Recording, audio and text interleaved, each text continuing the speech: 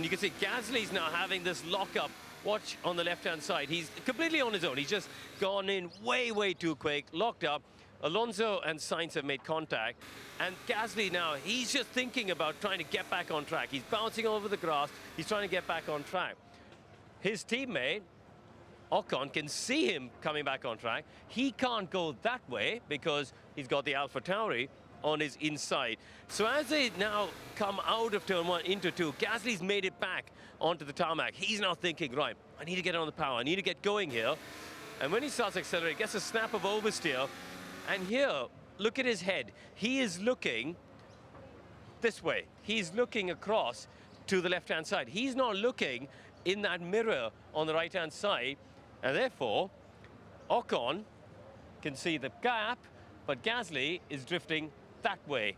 And unfortunately, if we play it along, they both end up in the wall. So hugely, hugely costly for that team because they had both cars, of course, in the points. Now, the other loser for that restart was Carlos Sainz because he's got the 5-second penalty. He got a decent launch, okay, from the dirty side of the grid, but when they got down towards turn 1, he was just in there way, way too hot. Alonso on the left-hand side there. And look at Carlos's hands. He's got a lot of steering lock on. I'll just play along slowly. So much steering lock. And he's just saying to himself, no, no, no, no, no, no, no, it's too quick, too quick. And they make contact there. So he ended up with a 5-second penalty. We heard him not at all happy about that, of course. Now, why were the rules and the orders set the way they were? Well, that's because, as Crofty rightly said in commentary, we're going on board with Max Verstappen here, the drivers didn't go through a single sector of the lap. And you can see the light panel there is just about to come on with a red flag there. So that light panel has gone red. And that's before turn 5. So Max is nowhere close to the end of the first sector, which comes out at the end of this straight here.